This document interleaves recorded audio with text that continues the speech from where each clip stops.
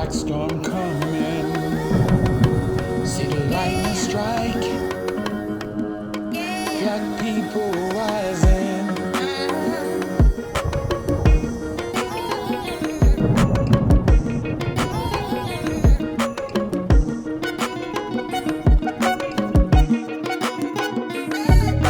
My name is Joyce. My poem is titled White Boy Privilege. Dear women, I'm sorry. Dear black people, I'm sorry. Dear Asian Americans, dear Native Americans, dear immigrants who come here seeking a better life, I'm sorry. Dear everyone who isn't a middle or upper class white boy, I'm sorry. I have started life at the top of a ladder while you were born on the first rung. I say now that I would change places with you in an instant, but if given the opportunity, would I? Probably not, because to be honest, being privileged is awesome. I'm not saying that you and me on different rungs of the ladder is how I want it to stay. I'm not saying that any part of me has for a moment even liked it that way. I'm just saying that I love being privileged and I'm not ready to give that away. I love it because I can say and not one of you is attributing that to the fact that everyone of my skin color has a dirty mouth. I love it because I don't have to spend an hour every morning putting on makeup to meet other people's standards. I love it because I can worry about what kind of food is on my plate instead of whether or not there will be food on my plate. I love it because when I see a police officer, I see someone who's on my side. To be honest, I'm scared of what it would be like if I wasn't on the top rung, if the tables were turned and I didn't have my white boy privilege safety blanket to protect me. If I lived a life lit by what I lack, not what I have, if I lived a life in which when I failed, the world would say, told you so. If I lived the life that you live. When I was born, I had a success story already written for me. You were given a pen and no paper. I've always felt that that's unfair, but I've never dared to speak up because I've been too scared. Well, now I realize that there's enough blankie to be shared. Everyone should have the privileges that I have. In fact, they should be rights instead. Everyone's story should be written, so all they have to do is get it read. Enough said. No, not enough said. It is embarrassing that we still live in a world in which we judge another person's character by the size of their paycheck, the color of their skin, or the type of chromosomes they have. It is embarrassing that we tell our kids that it is not their personality, but instead those same chromosomes that get to dictate what color clothes they wear, and how short they must cut their hair. But most of all, it is embarrassing that we deny this, that we claim to live in an equal country in an equal world. We say that women can vote. Well, guess what? They can run a country, own a company, and throw a nasty curveball as well. We just don't give them the chance to. I know it wasn't us 8th grade white boys who created this system, but we profit from it every day. We don't notice these privileges, though, because they don't come in the form of things we gain, but rather the lack of injustices that we endure. Because of my gender, I can watch any sport on TV and feel like that could be me one day. Because of my race, I can eat at a fancy restaurant without the waitstaff expecting me to steal the silverware. Thanks to my parents' salary, I go to a school that brings my dreams closer instead of pushing them away. Dear white boys, I'm not sorry. I don't care if you think the feminists are taking over the world or the Black Lives Matter movement has gotten a little too strong because that's... I get that change can be scary, but equality shouldn't be. Hey, white boys, it's time to act like a woman, to be strong and make a difference. It's time to let go of that fear. It's time to take that ladder and turn it into a bridge. Hello and welcome to another edition of the Umoja Circle. My name is Keith Smokey Johnson, and I'd like to welcome you to another discussion I think would be appropriate for what's going on today in America and around the world. For those of you who are new to the Umoja Circle, again, my name is Keith Smokey Johnson, and the purpose of the Umoja Circle is to correct errors where errors are found, and to introduce facts where we find that so many people are working on fiction when it comes to who we are as people of African descent. And I do believe that it will you will have a shift in consciousness only through dialogue. And once you have true dialogue and honest dialogue, that's when that shift in consciousness will work. And I try to do that with every show that I do use. Again, I try to use history as a light on the present moment. In order to understand the world that you're presently in, you must understand the precedent that got you to this point. And that's what we do here at the Umoja Circle. I'm sure you are curious about why I put that poem by a little 14-year-old white kid named, I forgot the first name, but I know it's Royce. I use him as an example, again, for you to understand what's going on today when you see conservatives, MAGA Republicans, or Republican conservative governors trying to take school books, black historical knowledge out of the schools. Because what they're afraid of is the effect it'll have on white kids like him, who come to the realization as a 14-year-old what it is like to be white in America. Not only does racism or systematic racism affect the black and brown population and other ethnic groups in this country, it has a profound effect on white America.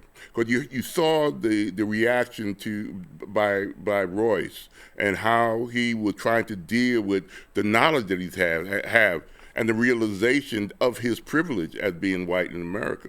Another thing about when we talk about white racism and white racism, this came out of the 60s. Before the 1964 Civil Rights Act, or the civil rights movement as a whole, or all the previous movements that were part of the history of America that actually got us to this point, the images of racist white cops or the lynching or the Ku Klux Klan, those were always the images that white Americans have mistakenly think is what the people that we're talking about when we say white racism. Okay, they have been conditioned, and a lot of us have been conditioned to believe that when we talk about racism, we're talking about individuals. No, that's prejudice. Okay, every human being is prejudiced. But what Royce is realizing, that he's part of a privileged class, that this racist society was definitely established by those so-called founding fathers for white people only. And if you're part of that group, all right, I don't like to use the word race because there's only one race, the human race, okay? But the way systems and society has been put together, not only here in America, but around the world, you have groups, interests. And group interests that was established here in America, regardless of the words of Thomas Jefferson in the Declaration of Independence that all men are created equal. No, the system that was established that Royce is realizing was a system for white people only. And the fact that and you have this individual aspect of prejudices, but it's backed by systems that were established for them only. And racism is not an individual act, it's a system act. And if you're white in that system, you have the privilege of utilizing that system to your benefit. And let me put it another way. For example, in 1920, that's when the 19th Amendment was ratified and women had their voting rights going on, okay? But the only way they got their voting rights was because white men gave it to them, in a sense. Because white women could be individually racist against prior to 1920, could be just as prejudiced and discriminating against men, but men were in a system where they were in power. Women could not affect white men from voting. They could not affect the systems. I'm the same way with black people. It is a system. And in the system, that was dominated by white people, thus white privilege, okay? When we say words today we talk about good schools, for example, of a segregation in another form that exists even to this day. Let me use another example. When we say we're looking for a good neighborhood where there is good schools, that's another key code word for a white neighborhood. Okay, you're not going. White people will never go to a black neighborhood, even if it's a well-to-do black neighborhood, because they've been conditioned that when you look for a good school or a good community, a good neighborhood, they are the dominant group in that. That's still segregation. Okay, different word they're using, good schools or good neighborhood. Even black people or other groups, when they're looking for good schools, they're always even if you look at an app and don't have to go to some racist realtor, the app would always point you to the white communities, okay, affluent white communities. They're still segregated, okay? So we still have work to do, but you have to understand, if you don't understand how the history of this country, my shows are not going to be based on white privilege that much. I use that as an entrance to what we need to do to heal ourselves of that, to change. What you see in the reaction of the kid that did this 14-year-old child who realized his privilege, that's what those white men, and he was talking about, he understood it even as a child, that he was privileged. And the realization, he was suffering what I always talk about in previous shows, cognitive dissonance. Cognitive dissonance is that realization when your reality is shaken by a truth. You had a truth just like Royce did for most of his young life, and then through study, he realized that what he was told was a lie, was a wrong, and he's healing himself dealing with that. When you're dealing with a problem, whether it's alcoholism or some other kind of thing that you go to a psychiatrist with, what does the psychiatrist do? He takes you back into your history, your personal history.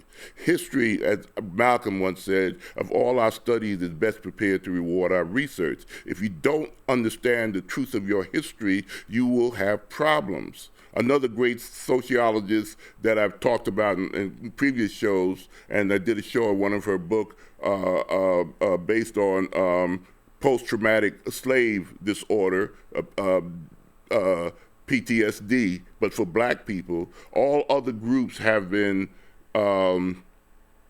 tested based on the kind of trauma that was done to them. You had Jewish people who were in concentration camps. They've dealt with the trauma of the generational trauma. They've been testing what happened to people, the children, the grandchildren of that first initial group.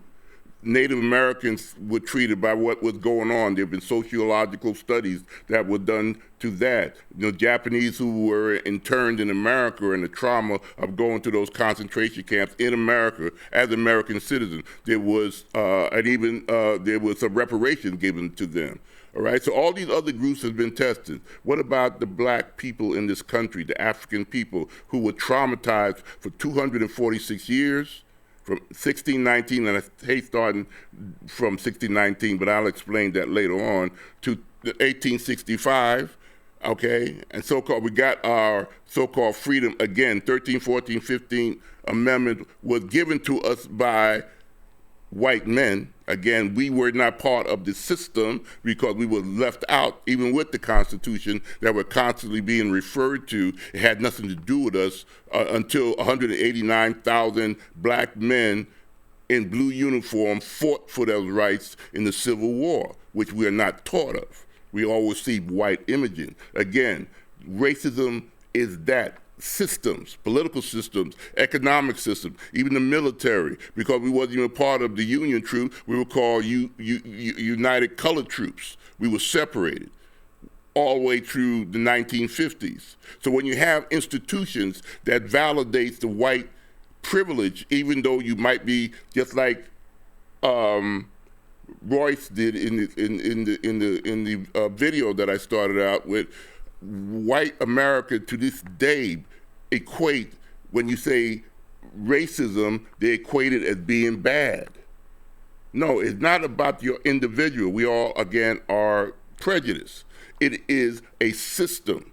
And when you use your prejudice as the dominant group within the system, and you manipulate, another group in that system, preventing them, redlining them like they did to us. Black people never redlined white people into communities of lesser economic wealth, or, we did not segregate schools for white people. So all those things, you got to understand that history. And there is a reason that books are being taken out of our schools, because they do not want history. I got a book over here, right, this book right here. This is the History of Black Studies, okay, by Abdul Alikma, a great scholar. He was one of the proponents of Black studies in the 60s, and he's still around. He's a professor emeritus, and he still he's in his 80s now, but he's one of those who established the rationale for Black studies in colleges in the late 60s and early 70s. That's why we had those things. And you see right now that a lot of those are being, like I just saw recently, at the University of Alabama, they got rid of the Black student unions. Why? Is this what you see with Royce in that video? Is he said he was afraid. He knew about his privilege. And that's what a lot of white Americans got to deal with. And those conservatives who are in power now are trying to not face that, because they don't want their kids or even themselves to realize, and a lot of them do, the truth about this is not really the land of the free or the home of the brave yet. We're still working on those words of Jefferson as we speak. Now I'm going to go on and show my reasoning of why we need Black history. Why is it important? I got a series of thoughts that I'm going to put up on the screen, and we'll talk about it. I want to start off with William Faulkner, the writer, who once said that the past is never dead. It hasn't even passed, so that the hands of history and the grip of experience is always with us, okay? History is the light that is shine on the present moment. If you want to understand the problems that we have in our society today, you got to understand, like I said before, what brought us to this point. Let's go on to the next one. So there is still a need, an absolute need, for a true and open discussion concerning the fact that for the past 400 years, like I said earlier, the essence of power for white Americans was having the ability to define Black people's reality through miseducation in such a way which determined how we as Black Americans viewed our historical past. The school system that we were taught back from the time of Reconstruction throughout the early 1900s, the reason why Carter G. Woodson started Black History Week in 1926, the reason we still need to have these Black study programs and for our children's and our children's children to understand who they are and how they can maneuver in this world, and the power, the essence of the power for white America through their institutions, the educational systems, was having the ability to define Black people's reality. We did not accomplish anything. We didn't do anything in humankind. There's a book right here that I got that I wanted to focus on a little bit that'll put a lie to this truth. It is called When We Rule by Robin Walker. When We Rule, this book, you see how thick this book is. This talks about the great empires that existed in Africa, in the west coast of Africa, when many of those folks who were brought into enslavement were taken from. Their ancestors had empires going back before the Romans. Okay, this wasn't even ancient Egypt on the eastern coast of Africa. This was on the west coast of Africa. And it was the breakup of one of those empires, the Songhai Empire, that is talked about in books. I don't know why there's still arguments. But what did the school systems tell us when we were going to these school systems, these racist school systems, that we didn't accomplish anything? They called the Dark Continent. The only time we saw a movie was with Tarzan, was a white man controlling the black people around there. We were always told that we were less than. That's what racism is a system and how it shapes your reality. And white supremacy is that maintaining that system, okay? Let's go on to the next thought. Having us live according to their definitions, it continues in the previous statement, for hundreds of years, as though it's a self-definition made of our own choosing. We are regurgitating what we were taught by the dominant group who controlled the system called the educational system for hundreds of years, that we are still talking about Greeks and the Romans, and we're talking about England and all these other countries, not even knowing that the Greeks learned from people that look like us, okay?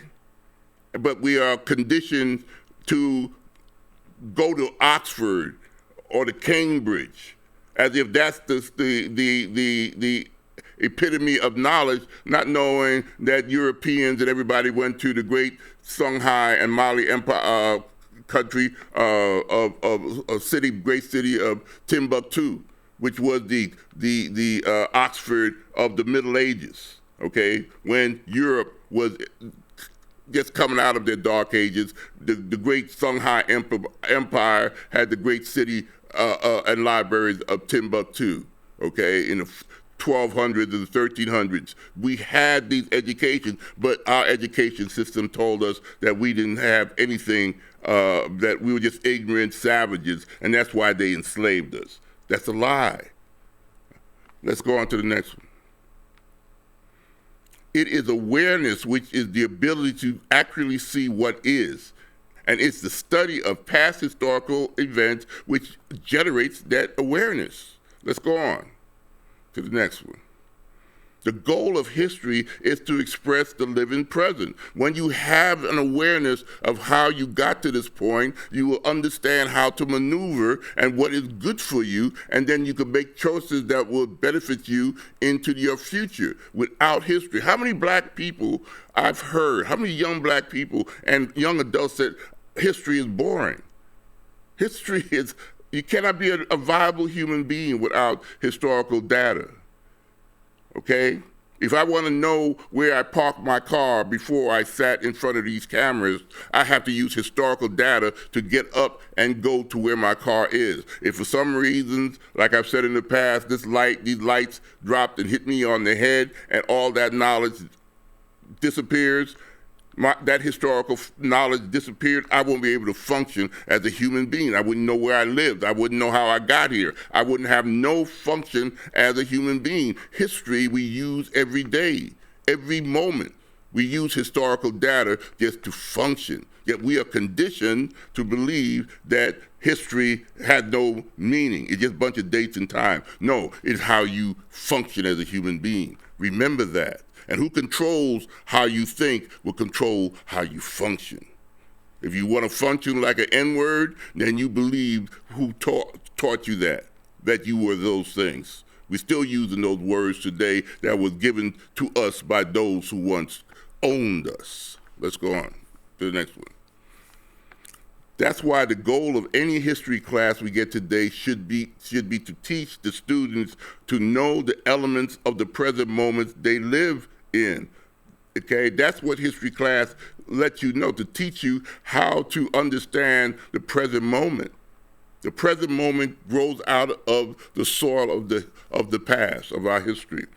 Why it grows the way it grows, why it functions the way it's functioning, you got to understand the soil that it came out of and analyze that soil. You must analyze that history. And why do they want to take that away from us? Why do they want to not have black history classes anymore? It's because they don't want their children to be like Royce, who wrote that poem, that really deep poem that he did, okay, at 14 years old, the beginning of this show. Let's go on to the next one. To truly understand the present, you must first understand, like I said, the precedent that was set to get to this point. That's what history helps you function. Let's go on to the next one.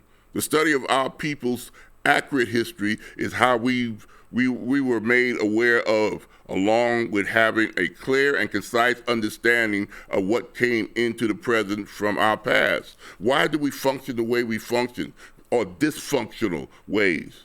The trauma that we had to deal with. That doesn't make us a weak people. If you understand the kind of trauma that we were dealt with for enslavement, when they sold our babies, when they sold families members, people don't realize in Charleston, I read in one of the many books that I read about a slave market that was right next to a church in Charleston, South Carolina, right where you can look across at the waters and see Fort Sumter, all right? And on there, they had a copy of a sales receipt that was going on around a couple of months before they fired on Fort Sumter. And one of the reasons why the people of South Carolina went to war, it wasn't because of state rights only, state rights to maintain their style, their dominant style. Okay, they looked at themselves, the group that was in the elites of the city of Charleston represented the white elites, okay, the plantation class. And their source of wealth was people that looked like me. And on this sales bulletin that was put out for a sale of a family was an 8-month-old baby that was for sale. A 3-year-old baby was for sale. One father, one mother, and a 15-year-old sister sold, all right, separated. The baby, the infant was sold. They were looked at as future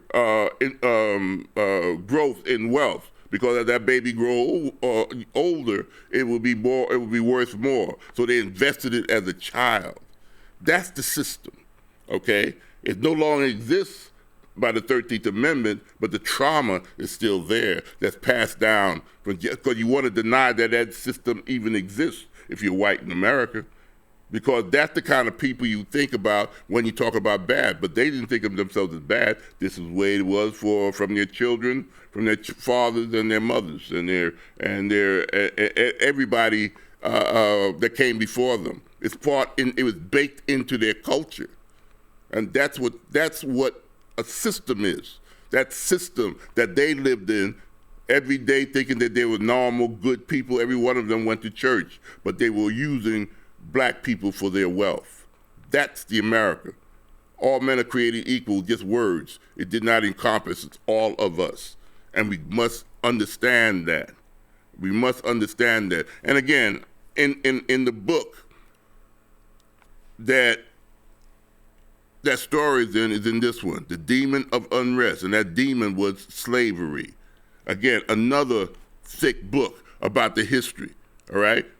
Talks about the people who did that, what they had to deal with as, what was going on when Sumter was being bombed. Well, that's the society they wanted to preserve, okay? That's what that's why South Carolina left, when they were outraged that you're gonna, make us equal to them. It's a caste system that was existing. We got to learn this truth in order to heal. All traumas, you must face your trauma, and you got to go into your past to deal with it. That's what they don't want us to understand. That's why they try to take books out of school. That's why they want to talk about CRT and all this nonsense to justify taking books out of school that would bring these points out. But we need this just like you need to talk to a counselor to heal yourself. And what's the trauma? This is what traumatizes white America they don't want to face to this day. Okay, let's go on maybe one more before I stop this time. You learn from historical studies that the present moment is actually embedded in the soil of the past. And I'll stop right there. And I just want to let you know that, yes, this is a difficult conversation, but we need to talk about this as black people.